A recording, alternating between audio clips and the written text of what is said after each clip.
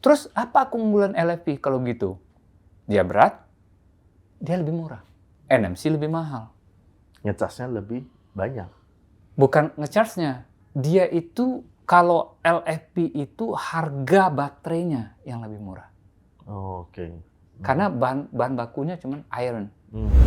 Diperkirakan 2040 itu, 2045, kebutuhan dunia itu 110 juta barrel per day. Jadi nggak turun dari sekarang, Iya. naik.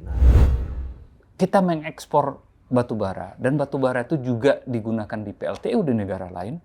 Kenapa nggak dipakai? Kenapa nggak? Apa bedanya dengan PLTU kita? Apakah PLTU mereka lebih hijau, atau PLTU kita yang kurang hijau, sehingga kita harus misalnya pensiun?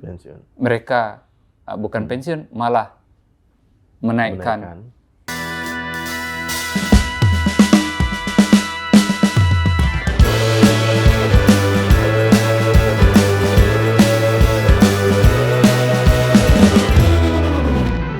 Seru perdebatan Cawapres bicara soal energi, lingkungan hidup.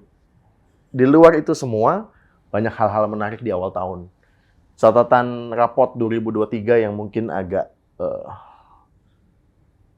negatif gitu ya, dengan seperti mungkin realisasi lifting gitu, dan tantangan ke depan. Indonesia ingin jadi penguasa nikel misalkan, lalu dengan isu-isu yang lain. Dan hari ini kembali hadir Pak Archandra Tahar.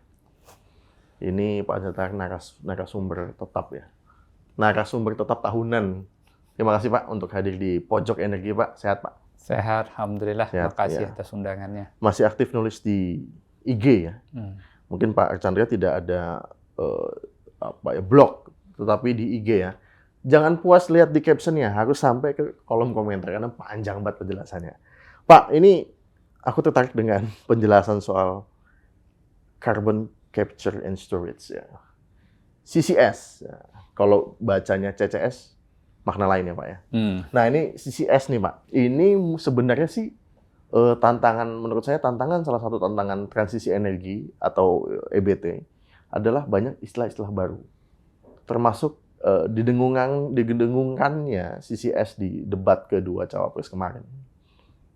Lalu dikulik lah apa itu CCS.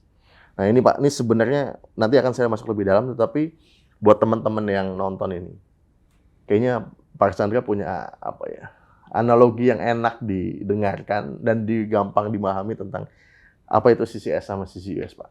Oke, baik ya. Secara singkatnya begini ya, dimaknai oleh community dunia bahwa karbon yang berasal dari CO2 dan gas metan ini adalah tersangka yang mengakibatkan global warming atau pemanasan bumi, atau climate change, berubahnya suhu bumi dan lain-lain. Berubahnya iklim. Nah, tersangka ini kalau boleh dikatakan karbon tadi sebagai tersangka, maka dia harus ditangkap. Setelah ditangkap, dimasukin penjara dan dikunci. Nah, karbon yang ditangkap sebagai penjahat tadi dimasukkan ke dalam penjara, itu yang CCS. Carbon Capture Storage. Ya. Apa kalau beda dengan CCUS? CCUS itu U-nya itu adalah utilization. Jadi setelah dia ditangkap, dimasukkan penjara, kemudian dibina dan dimanfaatkan. Para penjahat tadi dimanfaatkan untuk kebaikan kita bersama. Misalnya kalau di penjara dibina untuk bisa bikin hasil keterampilan dan lain-lain. Itu yang CCUS. Nah, makna dari CCUS secara karbon tadi, karbon yang di-capture, kemudian dimasukkan ke dalam reservoir, reservoir itu perut bumi, kemudian dia ditutup. Itu yang CCS. Tetapi di dalam perut bumi ini karena masih ada gas atau minyak mentah yang tersedia, yang belum terambil oleh teknologi yang sudah ada,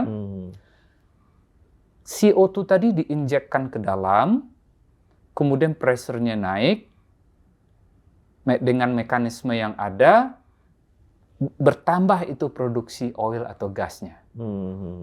Kalau produksinya dulu misalnya 10, sekarang menjadi 13. 13. Pendorong ya Pak? Pendorong untuk menambah produksi. Di oil and gas itu dinamakan dengan Enhanced Oil Recovery atau EOR. Ya. Nah, teknologi ini di oil and gas itu sudah boleh dibilang banyak dipakai dan digunakan dan dimengerti dengan baik. Jadi, tapi konsepnya itu sebenarnya bukan capture kalau di oil and gas. Secara umum itu adalah dipisahkan dari reservoir. Jadi ada reservoir, ada gas ikutan selain gas utama, misalnya gas metan, kemudian ada gas CO2 juga ikut keluar. Gas CO2 ini di-capture? Enggak, dia dipisah. Ya, misalnya lewat AGRU namanya, acid gas removal unit. Jadi kita pakai tambahan, Pak? Tambahan di processing facility setelah keluar dari reservoir, ditaruh alatnya untuk memisahkan antara mana yang gas yang bersih, mana yang gas yang CO2. Setelah dapat CO2-nya, nah sekarang kita mau injekkan kembali ke dalam, ya, ditangkap, bukan ditangkap, dipisahkan, injekkan ke dalam. Nah, kalau reservoirnya cocok untuk CO2 injection yang menaikkan produksi, maka dia akan produksi naik. Kalau enggak, dia masukin aja ke dalam, kemudian dikunci lubangnya. Itu secara sederhana CCS sama CCUS gitu. Jadi secara menangkap ini minimal ketika dia tidak berguna, tadi Bapak menjelaskan, dia tidak keluar ya Pak ya? Yep. Nah, persoalannya begini, kalau di PLTU kemana? Ya kan? Ya. Oh, kalau di PLTU setelah batu bara kita bakar, memanaskan boiler, boiler menghasilkan uap memutar turbin, jadilah listrik. Nah, sekarang pertanyaannya, batu bara yang terbakar ini mengeluarkan asap. Nah, di cerobong asap itu, ya atau di tempat keluarnya, ditangkap itu CO2-nya. Nah, sekarang pertanyaan pertama, seberapa mature atau seberapa tahu kita teknologi bagaimana menangkap CO2 di cerobong. Itu dulu. Ya, jadi ada tantangan di situ bagaimana cara menangkap CO2 di cerobong asap, pengeluaran dari CO2. Beda dengan yang oil and gas. Oil and gas tidak ditangkap, dipisah. Ya, ibaratnya ada kerumunan, ada orang jahat, ada orang baik. Nah, tinggal dipisah. Ya. Kalau ini kan sepaket, Pak. Ini sepaket. Terus gimana cara ditangkap namanya ditangkap, ya? Nah ini dia ditangkap. Itu tantangan pertama, nangkapnya gimana? Setelah ditangkap, dia harus dialirkan ke dalam pipa misalnya. Ya. Karena tempat penangkapan dengan penjaranya jauh. Ya. Oke. Ditangkap di Suralaya, penjaranya ada di Cirebon di Laut Jawa. Oh, kalau gitu harus dialirkan ke dalam pipa. Ya. Nah, proses kedua dinamakan dengan dinaikkan pressure-nya. Jadi dinaikkan pressure-nya biar dia bisa mengalir nih ke lebih efisien di dalam pipa. Ditahan juga berarti itu, Pak. Ya. Sewaktu dia dinaikkan pressure-nya, ternyata CO2 ini ada uap air. Nah, ini yang berbahaya. CO2 bercampur uap air. Kena pipa biasa yang carbon steel biasa, pipanya berkarat semuanya. Karena ada kandungan air di situ. Iya.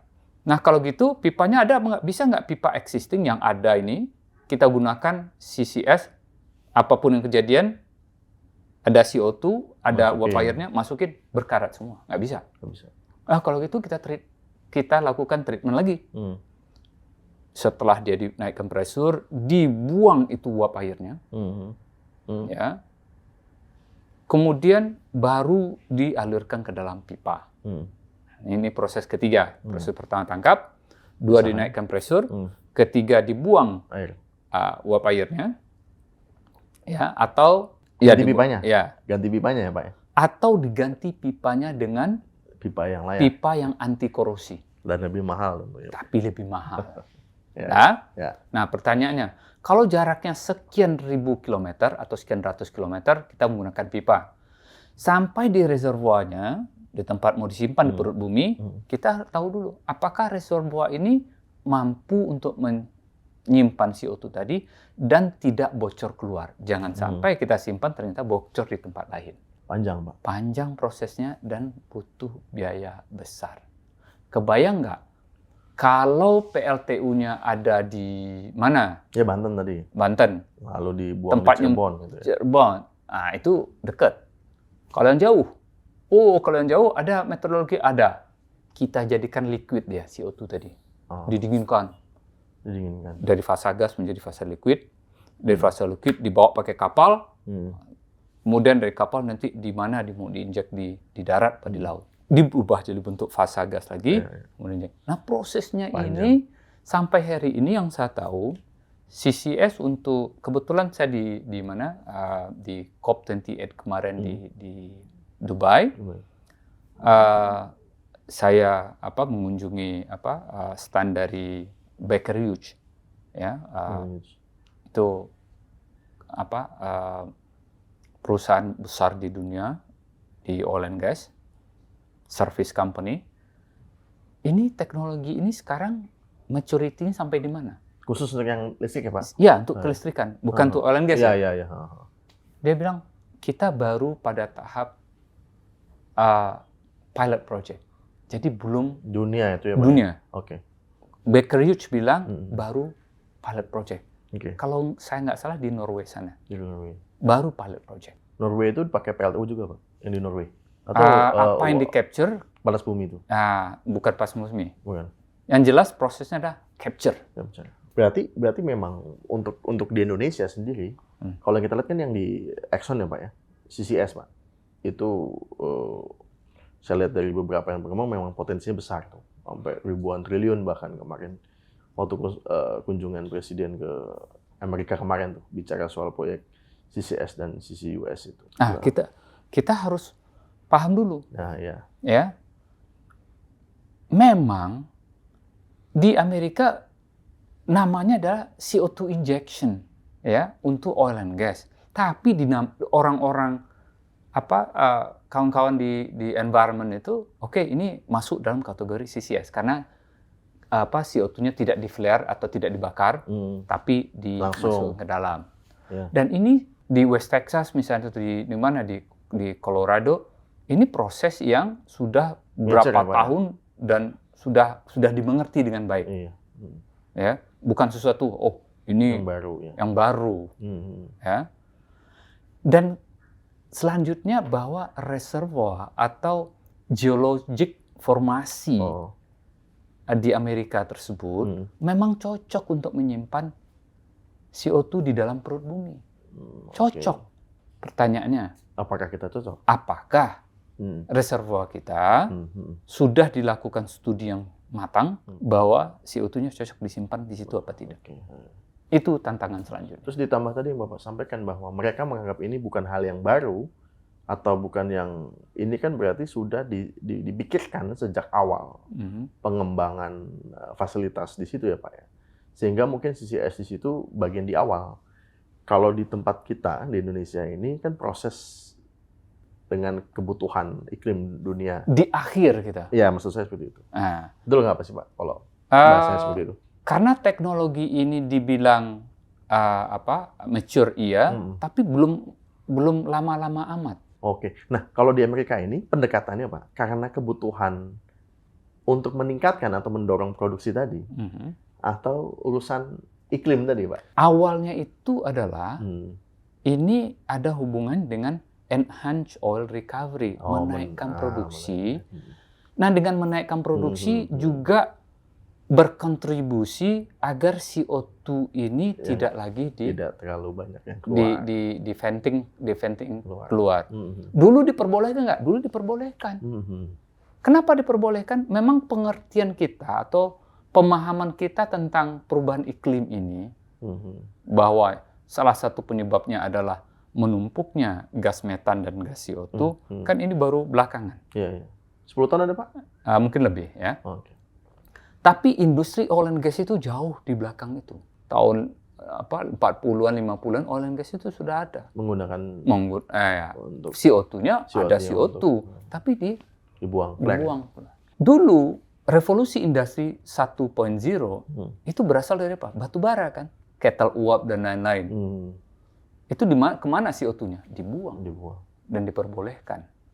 Nah, karena CO2 ini makin lama dipahami sebagai penjahat, tapi benar nggak CO2 sebagai penjahat? Sebenarnya nggak juga. Fotosintesa menghasilkan pisang. Iya. Mungkin dalam bentuk jumlah ya, Pak ya. Nah, jumlahnya. Kawanan ya. Iya. Kawanan karbon. Ini menarik, Pak. Sebenarnya terlepas dari itu, memang menurut saya sih ya bersyukur di diskusi elit seperti itu, hal-hal teknis semacam ini keluar. Mau nggak mau kan mendistrupsi sehingga lebih cepat penjelasannya. Akhirnya Bapak harus menjelaskan itu, bicara soal sebelum hal ini mungkin CCS, hal-hal kayak gini kan terkesan diskusi ilmiah, bukan diskusi yang publik gitu. Nah, ini pertanyaan awal untuk Pak Chandra nih. Tetapi bicara soal isu CCS, Pak, nyambung ke kebutuhan iklim dunia nih, Pak. Reaksinya macam-macam nih. Atau kemarin kan beberapa konflik menggeser target atau banyak target yang tidak tercapai.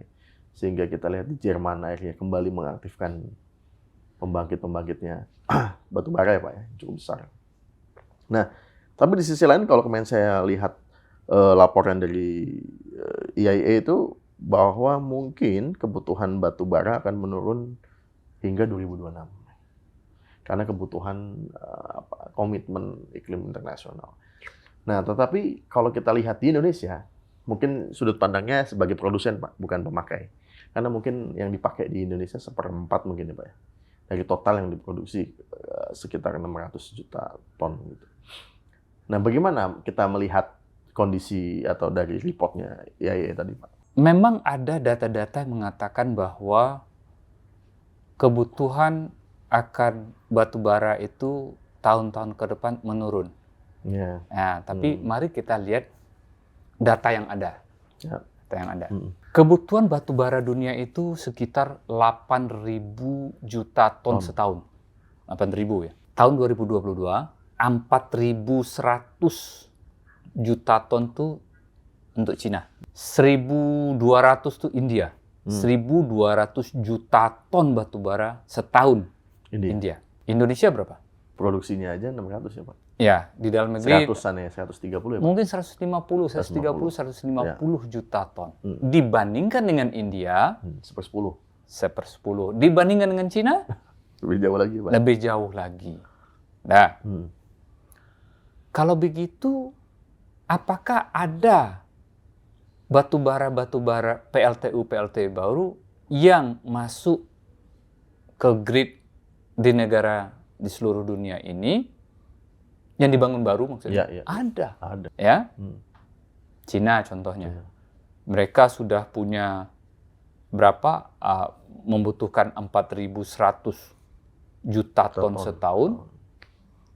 Di waktu COVID 2020, kalau saya nggak salah, PLTU baru mereka yang masuk ke grid mereka itu sekitar 37 gigawatt setahun. Indonesia punya berapa PLTU-nya? Paling 36. Jadi seluruh PLTU Indonesia ini hanya 1 tahun bagi Cina untuk masuk. Masuk gridnya dia itu. 2021, 22, 23, 24, 25 di RUPTL mereka, rencana jangka panjang mereka, ada nggak PLTU baru yang masuk ke grid? Ada. Dan sampai besar. 2006 masih besar. Menurut data yang saya punya, dalam 5 tahun itu akan masuk sekitar 150 sampai 200 gigawatt. Mungkin ya lihat pertumbuhan ekonomi sekarang mungkin sekitar 100-an gigawatt lagi yang masuk. Sampai 2025. 2025. Jadi 20, 21, 22, 23, 24, 25. Ya. Dari mana kebutuhan batu baranya? Sekarang kita lihat. Produser batu bara terbesar di dunia yang produksi ya, Cina besar produksinya. Tapi pengekspor batu bara terbesar Ya. Indonesia. Indonesia. 400-an juta.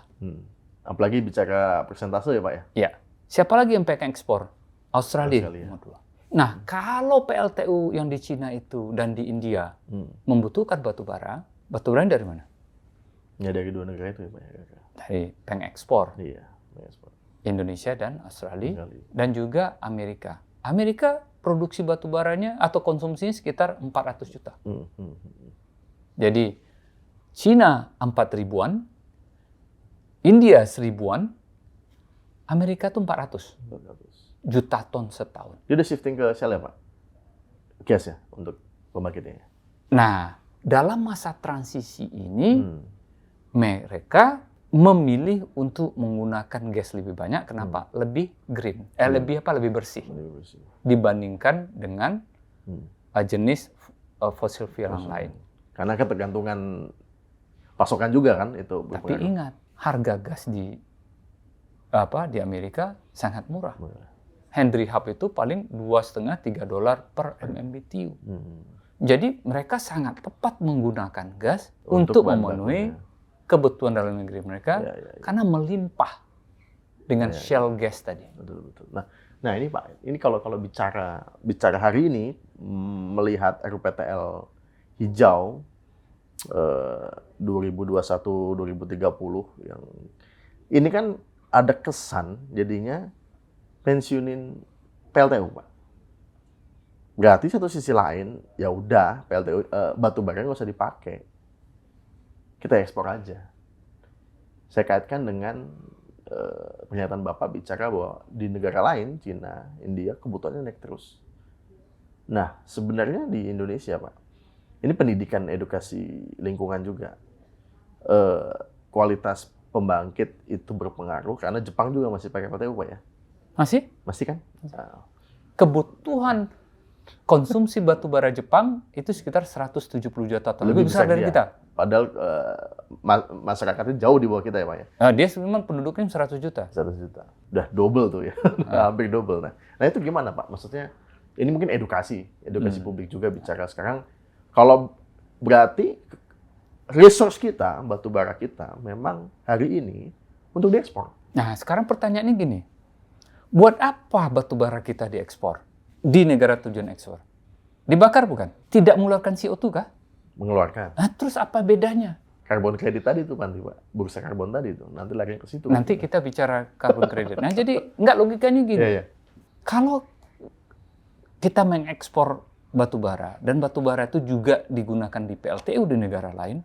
Kenapa nggak dipakai? Kenapa nggak? Apa bedanya dengan PLTU kita? Apakah PLTU mereka lebih hijau atau PLTU kita yang kurang hijau sehingga kita harus misalnya pensiun.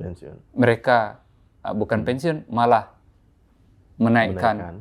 Coba kita lihat dari sisi pertumbuhan ekonomi. Ya, kita melihat agak ke atas ya. Salah satu faktor yang saya tahu penggerak ekonomi itu adalah harga energi. Harga energi yang paling murah saat ini adalah batu bara. Masih ya Pak? Masih. Dengan harga energi yang lebih murah di negara lain karena kita ekspor ke sana. Dia memproduksi barang misalnya, mana lebih murah barangnya? Barang mereka atau barang kita? Mereka. Karena mereka menggunakan batu bara. Paling murah tadi yang fosil ya Pak ya? Fosil. Nah, kita nanti takutnya dibikirnya EBT juga masuk dalam situ lagi. Nah, dari EBT tetap batu bara lebih murah overall ya. Nah kalau mereka menggunakan batu bara di sana, harga energi di sana lebih murah. Kita memproduksi barang yang sama dengan harga energi misalnya lebih mahal. Gimana daya saing produk kita? Itu tantangannya dalam hal penggunaan batu bara sebagai pembangkit ini. Kalau gitu, Pak, batu bara ini kotor. Iya, kotor. Ada nggak cara lain?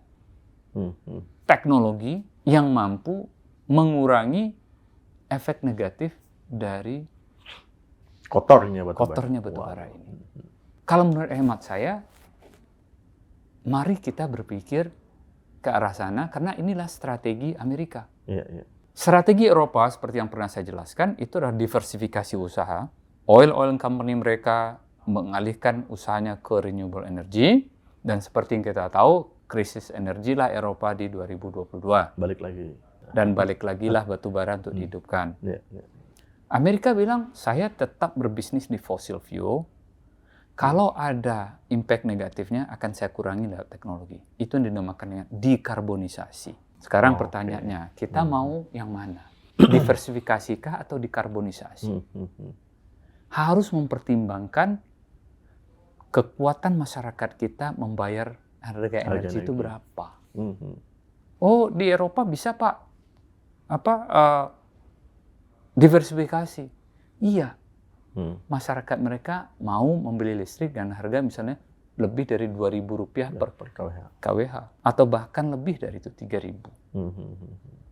Kalau kita bagaimana? Nah, untuk itu, kita harus membuat strategi perencanaan yang sesuai dengan kondisi real masyarakat kita. Termasuk mengejar pertumbuhan ekonomi yang membutuhkan harga energi yang kompetitif. Belum lagi bicara konsumsi per kapita ya Pak? Jauh lagi. Iya kan? Nah, mungkin konsumsi per kapita. Masih di bawah kita kan Pak? CO2 footprint, emisi karbon CO2 per kapita di Indonesia berapa? Masih rendah. Kita sekitar 2,3 ton per orang. Rata-rata dunia 5. Kita masih jauh di bawah itu. 5 itu negara maju ya Pak? Rata-rata dunia. Oke, rata-rata dunia. Nah, jadi kalau di ranking, yang termasuk yang tinggi itu seperti Qatar, UAE, China, Amerika itu belasan ton kita per... Kita 2,3. Pertanyaannya, dari 2,3, ranking berapa kita di dunia ini? Kalau yang paling jelek siapa, yang paling bagus siapa? Kita di ranking kalau nggak salah 129. Paling masih bawah tuh ya Pak? Dari 200-an negara. Masih ada 128 negara lagi di atas kita yang CO2 footprint-nya sangat besar. Saya jadi nakal ini Pak, pikiran saya. Kalau hak itu ya Pak ya, menuju 5 itu kan hak ya Pak ya? Ideal ya. Berarti sebenarnya hak yang punya saya itu Pak, 2,5 lagi itu, dijual untuk orang lain dalam konsep usaha carbon credit. Ini agak nakal nih. Lah iya, makanya pikiran saya kan ngitungnya jadi begitu kan. Hak saya diagunkan untuk orang lain gitu.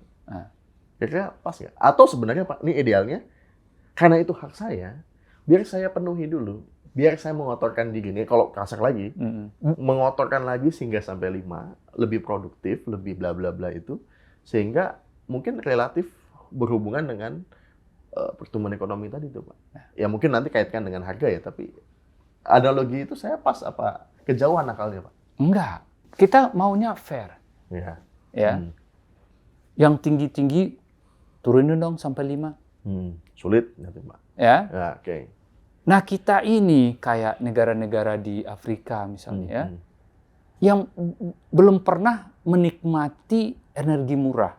Karena bagi mereka energi itu bukan lagi faktor untuk pertumbuhan ekonomi, belum ya. Tapi masih untuk survival bagi negara Afrika itu. Di beberapa kesempatan saya pernah cerita bahwa mereka butuh listrik itu demi misalnya ya, kematian bayi mereka, angka kelahiran kematian bayi mereka itu sangat tinggi. Kenapa? Tidak ada listrik untuk C-section misalnya. Vaksin-vaksin yang butuh listrik untuk penyimpanan di kulkas, mereka nggak punya. Dan konsumsi Afrika batu bara itu baru 180 juta dibandingkan dengan Cina yang 4.000 juta ton, di mereka baru 180 seluruh Afrika. Kalau mereka disuruh turunin CO2 footprint mereka atau emisi karbon mereka lebih rendah dari situ, nangis mereka. Ini bukan masalah kita mau gagah-gagahan katanya. Ini untuk hidup kita butuh listrik murah. Nah Indonesia di 2,3. Mau turun berapa lagi kita? Nah ini pertanyaannya. Ini masih debatable Pak. Beberapa diskusi, beberapa kementerian masih berdebat soal hal ini nih tadi. Bicara soal carbon credit tadi juga kayaknya belum fix semuanya nih. Ya Pak ya? Saya tahu Pak Itarnya mungkin nggak bisa itu. Tapi ya jangan salah gitu. Bahwa bumi ini perlu perhatian kita agar penumpukan CO2 dan gas metan tadi tidak bertambah. Sepakat kita. Harus sepakat. Tapi yang fair, yang adil. Bagi yang sudah mengotori banyak, kata bahasa Jawa, mbok ya turunlah.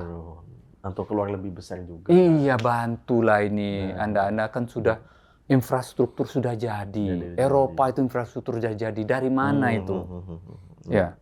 Revolusi Industri 1.0 itu dari batu bara. Infrastruktur mereka sudah jadi. Negara-negara berkembang yang belum ada infrastruktur atau masih membangun ini dan emisi mereka masih rendah, berilah kesempatan. Nah, itu kira-kira. Kita setuju, Pak. Itu yang selama ini digaungkan pemerintah hari ini juga bahwa negara maju harusnya lebih concern di situ ya, Pak ya. Memberi lebih gitu. Nah, ini ada kaitannya, Pak. Soal akhirnya tadi supaya nggak kotor-kotor amat, kalau kita bicara dari kontribusi emisi transportasi cukup besar, maka ada permintaan ekosistem kendaraan listrik lah ya, yang mungkin sudah digaungkan beberapa tahun. Diskusi terakhir kita, Pak, tahun lalu, Bapak menyinggung soal bahwa baterai itu tidak dari nikel, kobalt ya, ferro apa Pak? Yang ini NMC, nikel, satu lagi yang dari manganis, ferro. kobalt. Ya. Yang satu lagi LFP, lithium iron fosfat, tapi disingkat LFP. F-nya itu ferro. Diucapkan itu yang iron. udah dipakai Tesla ya, Pak ya. Tesla maka itu. Okay. Nah, sekarang kemarin juga ada isu banyak sih sebenarnya perdebatan. Apakah kan Bapak tahun lalu juga diskusi di kami juga bicara, apakah ketika kita sudah semuanya siap dengan smelter hilirisasi itu, kita sempat menikmati masa kejayaan? Atau jangan-jangan sudah shifting ke LFP tadi. Nah, gimana Pak kalau kita melihat sebenarnya membantu juga karena ini musim transisi ya. Kan mungkin membantu juga bagaimana kita memahami kita sebagai negara dengan resource nikel besar, tapi juga melihat tantangan ini. Khususnya Tesla tadi sebagai produsen terbesar sekarang ya Pak ya. Mungkin sudah fokus ke LFP tadi. Sebenarnya begini ya, kita melihatnya apakah yang terbaik sekarang, yang terbaik ya. Terbaik itu maksudnya apa? Untuk mobility, jadi bukan yang untuk yang stationary, yang diam. Kita membutuhkan energy density yang lebih. Artinya apa? Untuk berat yang sama, dia bisa menumpuk berapa kilometer. Oke, efisien. Nikel masih yang paling efisien sampai hari ini. Nikel, manganis, kobalt, MnC itu masih lebih efisien. Dia untuk berat yang sama, karena untuk mobil itu butuh yang ringan. Jadi disamain berat baterainya. Kalau yang berbasis NMC itu dia bisa lebih jauh. Sementara yang LFP itu lebih singkat. Dan lebih berat. Enggak, untuk berat yang sama nih. Oh, iya, berat sama. Oke. Berat yang sama, ya. Nah, untuk jarak tempuh yang sama, sekarang ada yang kedua. Baterai LFP lebih berat daripada baterai nikel. Nah, terus apa keunggulan LFP kalau gitu? Dia berat, dia lebih murah. NMC lebih mahal. Ngecasnya lebih banyak. Bukan ngecasnya, dia itu kalau LFP itu harga baterainya yang lebih murah. Oke. Karena bahan bakunya cuma iron. Ya. Sementara kalau NMC itu bahan bakunya ada nikel, ada manganis, ada kobalt. Ya, kobalt dengan nikel itu kobalt yang mahal. Maka campuran kobalt itu misalnya 411, NMC 441, 4 nikel, 1 kobalt, 1 manganis. Atau NMC 811, 8 nikel, 1 kobalt, 1 manganis. Itu campurannya. Tapi tadi saya kembali Pak yang Bapak sampaikan, kalau dengan berat yang sama, lebih pendek atau lebih cepat habis ya. Berarti membahasakan seperti itu Pak. Lebih cepat habis, yang satu lebih jauh. Ini pakai nikel. Nah, yang lebih cepat habis, lebih murah baterainya, risikonya adalah lu harus lebih sering charging ulang terus dong Pak. Iya. Nah, ini perbedaannya ya Pak ya. Yes. Nah sekarang tergantung kan pembeli maunya gini. Oh rumah saya nggak jauh, saya nggak perlu jauh-jauh amat. Jadi baterai yang saya butuhkan cukup LFP aja. Ini tergantung customer-nya. Tapi customer rumah saya jauh, saya butuh yang lebih aman, maka saya pilih baterai yang NMC. Jadi dua-duanya itu pilihan aja, Pak. Pilihan. Nah, sekarang industri yang sudah menggunakan iron tadi, Pak, selain Tesla, ataukah ada mazhab Eropa dan Amerika yang enggak. Menggunakan ini? Dalam hal ini enggak. Ya. Kompetitif apa? Cina itu Cina kalau nggak salah banyak yang menggunakan LFP. Oh, banyak juga, Pak. BID sudah? Saya nggak tahu pasti, tapi rasanya dengan melihat misalnya gini, kita mengatakan bahwa nikel adalah segalanya. Nah, ya, yang saya pahami di Amerika, kalau dia merasa terdesak dengan sesuatu, misalnya tanpa nikel dia nggak bisa berbuat apa-apa, dia akan cari teknologi lain. Tidak ingin tergantung. Ya? Tidak ingin tergantung. Maka si Elon Musk bilang, saya nggak mau tergantung dengan nikel, saya menggunakan. Berarti harusnya, Pak, investor yang invest di tanah air, yang baru kita dengar adalah Finfast ya, yang akan mau menanamkan investasi di tanah air, wajib menggunakan nikel sebagai batu baterainya ya, Pak. Dalam artian ini sustainability supply chain ya, Pak. Masuk akal nggak sih, Pak, bahwa kita juga menjaga paling nggak bahwa terserap untuk. Nah, sekarang pertanyaannya gini ya, kalau ada investasi masuk, kita sudah bisa memproduksi baterai sendiri belum? Ya, oke. Udah ada belum baterai made in Indonesia? Belum. SNI-nya juga masih ramai nih, Pak. Nah, ukurannya di bagaimana ini. Ya. Karena proses dari tambang nikel sampai ke mana ke baterai itu banget. Panjang. Ya. Pertanyaannya kita mau ngambil segmen yang mana? Iya.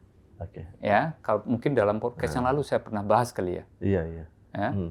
Dari nambang dijadikan MHP atau MSP, mixed hydroxide precipitate atau mixed sulfide precipitate. Kemudian dari situ menjadi nickel sulfat atau kobalt sulfat. Step kedua, step 1 nambang, step 2 MSC, MXP, step ketiga menjadi nickel sulfat, kobalt sulfat. Step selanjutnya adalah menjadikan dia katoda. Bahan tembaga itu ya, Pak? Katodanya enggak. Oh iya. Ini jadi katot dia ya. Nah, setelah itu baru baterai. Jauh ya, lumayan. Ya. Nah, pertanyaannya, ada perusahaan mobil mau masuk, dia dipaksa pakai nikel. Di step yang mana kita punya? Kemungkinan besar dia akan melihat saya akan mengambil baterainya saja. Di akhir, yang dibutuhkan baterai. Apakah dia akan menjadi penambang? Saya rasa enggak. Apakah dia akan menjadi pengolah nikel untuk menjadi MSP, MHP? Mungkin enggak. MHP menjadi katoda? Mungkin enggak. Katoda ke baterai udah banyak company yang. Jadi dan kalau ada lebih efisien kalau beli yang langsung dari orang. Dia ambil daripada pabrik.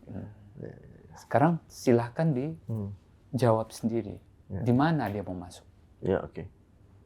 Tapi ini jadi concern pemerintah kan, Pak? Kalau misalkan dulu akhirnya penemuan shale gas di Amerika tadi Bapak kaitkan dengan ketergantungan, tentu mereka juga dengan mungkin, saya nggak ngerti nuansa WTO kemarin dengan kita membatasi ekspor itu, sehingga mereka, waduh kita harus dapat yang lain nih. Sehingga ini juga kita harus lebih cerdas atau mungkin punya opsi-opsi mau kemana. Kalau Bapak tahun lalu bilang, ini smelter kita mau kemana nih arahnya? Ya kan? Nah ini yang harus tahun ini berarti dengan sepertinya memang serius banget untuk menghadirkan ekosistem kendaraan listrik, berarti arahnya adalah ke baterai itu ya, Pak ya. Perencanaan kita nikel kita nih mau diapakan? Yang banyak itu adalah kita jadikan stainless steel, ya, stainless steel kadar rendah itu bisa lewat nickel pig iron, atau yang kadar tinggi bisa ferronickel, ya, ini cocok untuk stainless steel. Sekarang kita mau beralih ke mana baterai, smelternya beda, nah maka kita bangun sekarang HPAL, ya. High pressure acid leaching. HPAL. Ya, HPAL. Nah, ya kan? Ya. Nah, ini sudah ada yang yang ada misalnya beroperasi. Setelah itu kemana dibawa hasilnya ini? Ya. Hasilnya tuh bisa jadi sudah berupa nikel sulfat atau kobalt sulfat, atau masih berupa MHP atau MSP. Ya. Nah, apakah itu sudah bisa dijadikan katoda di Indonesia dan dijadikan baterai juga di Indonesia? Rasanya belum. Nah, kemana arah nikel kita ini? Menurut Bapak kemana? Hah? Menurut Bapak kemana? Kan sudah ada yang ngurus. Ini juga saya yang jawab, saya sok tahu. Bapak saya tanya juga jawabnya seperti itu. Oke lah, Pak. Tapi memang menarik, Pak, kalau bicara. Karena kemarin jujur aja kalau saya sih melihat Pak Tom Lembong tuh statement soal itu menarik juga. Jadi akhirnya dan potongan videonya waktu itu di salah satu podcast YouTube, potong-potong di TikTok segala macam gitu. Nah, tapi juga saya memperdalam dari sudut pandang Bapak nih. Nah, kita geser, Pak. Nih tahun lalu juga energi kita mungkin saya nggak ngerti, tetapi apakah publik Indonesia sadar bahwa ya udahlah migas ini udahan lah gitu. Maksud saya bukan pesimis bukan, tetapi nuansa tidak tercapai lifting itu tidak menjadi concern besar gitu Pak dalam publik ya. Dan kalau tahun lalu targetnya 650 lalu realisasi 600 cukup dalam berarti tidak tercapainya. Nah di sisi lain Pak, mengacu di Ruwen segala macam kita butuh. Mungkin presentasinya menurun tetapi volumenya jauh lebih besar kebutuhan ke depan. Worst case Pak, skenario ke depan bahwa kita belum bisa shifting ke energi lain, khususnya BBM ya. Mau nggak mau impor kan Pak? Atau apa maksudnya yang harus short term untuk melihat kondisi ini Pak? Ini berkaitan dengan ketahanan energi. Ya. Bahwa seberapa mampu kita dengan kekuatan atau kekayaan alam kita mampu memenuhi kebutuhan energi kita sendiri, tidak tergantung dari impor. Ya. Kalau kita bilang oke, kita give up aja atau kita menyerah aja deh di migas. Ingat bahwa menurut data yang saya punya dan ini juga dari OPEC, mungkin tahun lalu saya juga pernah cerita bahwa sampai 2040 itu belum ada tanda-tanda bahwa kebutuhan BBM itu turun. Tergantikan gitu. Bahasanya gitu Pak. Ada yang tergantikan. Oh, kalau begitu bagaimana peran dari kendaraan listrik? Iya. Nah, mari kita lihat lagi data untuk mengingat-ingat ya. Sebelum COVID kebutuhan kita itu 100 juta barrel per day. Ya, crude. Ya. Kemudian COVID turun menjadi 90 juta, hanya turun 10%. Setelah COVID, 2022, naik lagi 100 juta. 2023 kemarin, naik 101 juta. Diperkirakan 2040 itu, 2045, kebutuhan dunia itu 110 juta barrel per day. Jadi nggak turun dari sekarang, naik. Ya. Terus gimana kendaraan listrik? Kendaraan listrik itu mampu menggantikan 6 juta barrel. Per tahun? Iya. Nah, kebutuhan kan per tahun juga 110 juta. Betul. Hanya digantikan 6. Artinya apa? Masih positif naik. Tiba-tiba dikatakan, kalau gitu kita give up aja, kita menyerah aja deh. Nggak usah mencari minyak. Terus kebutuhannya dari mana? Kita penuhi. Semuanya nanti impor.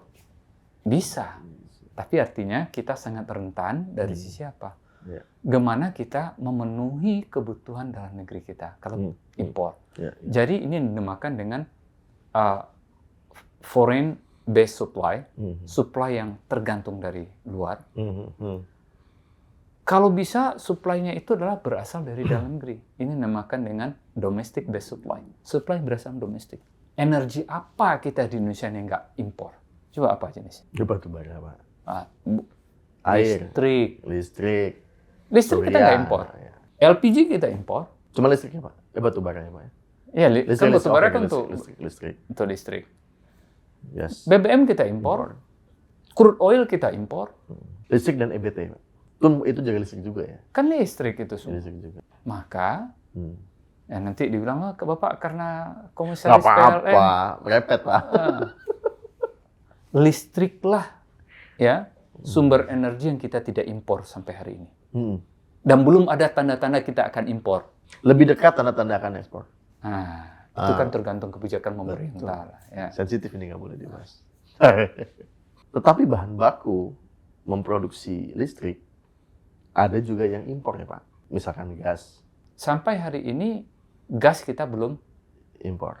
Masih pakai LNG semua. LNG kita ekspor dan juga gas kita pakai 70% produksi gas kita itu dipakai untuk kebutuhan dalam negeri. Hanya 30% kita ekspor. Ya. Nah, kalau gitu ya, bagaimana kita memenuhi kebutuhan dalam negeri kita? Semua usaha harus dilakukan. Tidak bisa single mode. Hanya satu aja listrik aja. Enggak. Kegiatan eksplorasi oil and gas harus tetap digenjot. Mungkin tidak dinikmati di 5 tahun ini. Nggak bisa. Ini kan program jangka panjang. Jangka pendeknya apa? Sumur-sumur tua harus dilakukan yang sembilan enhanced oil recovery. Enhanced oil recovery membutuhkan teknologi. Ya Bapak udah sampaikan itu banyak hal. Di percobaan kita sebelumnya Pak. Oke. Nah ini nih banyak kan kalau sama Pak Chandra ini kita bicara nggak bisa sebentar. Ini topiknya tadi sengaja saya potong-potong Pak. Supaya saya motongnya juga enak untuk... Karena jujur di pertemuan kita yang belakang kemarin, tahun lalu itu, aduh banyak komentator netizen ini berkomentar Pak. Secara substantif ataupun tidak substantif gitu ya. Ini saya megang HP karena pertanyaan saya di HP, bukan karena saya nyepelein Pak Chandra. Gitu ya. Tapi menarik ya Pak ya, dari sisi energi hari ini kan kalau saya lihat Bapak kan kampus-kampus tuh sering ya. Saya mau tanya aja Pak, pertanyaan teman-teman di kampus itu apa sih Pak? Keresahan mereka apa sih tentang energi? Banyak yang perlu dipahami lagi ya, bahwa isu energi itu apa sih? Isu climate change itu apa? Oke. Ya. Terus kita bilang, climate change, temperature naik, suhu naik, es di kutub mencair, mencarinya es kutub nanti pulau-pulau terluar dan pantai garis naik dan tenggelam. Oh, iya. Ya, mereka lebih suka sudut pandang praktisi atau government, Pak? Dua-duanya. Tapi kalau yang sudut pandangnya dari sisi policy government yang sekarang, selalu saya bilang lebih baik ditanyakan pada yang sedang memegang amanah. Karena saya tidak di pemerintahan. Tapi kan privilege mengundang Bapak atau Bapak mendengar Bapak bicara kan Bapak juga pernah menjadi bagian pemerintah kan. Untuk energi kan nggak mungkin shifting satu pemerintahan ganti strategi kan. Kayaknya nggak deh. Kalau apa yang kami kerjakan dulu, saya dengan Pak Jonan, saya cerita. Ini strategi yang kita lakukan. Tapi apakah keberlanjutan dari strategi itu dan bagaimana mengimplementasikan sesudah saya di kementerian, itu kita beri amanahnya itu sudah ada di menteri yang mengelola itu. Ya. Kita hormati itu. Oke Pak Chandra, terima kasih. Ini hampir 50 menit atau sudah 50 menit kita berbincang. Banyak hal dari tadi soal pendekatan transisi energi, mineral, minyak, migas. Yang terakhir juga kebijakan mengenai iklim juga kita singgung dalam pertemuan kali ini. Dan saya ingin sekali seperti pertemuan sebelumnya, teman-teman berkomentar di chat, berkomentar karena kami tidak akan menutup forum komentar. Oke, sampai jumpa di Pojok Energi berikutnya.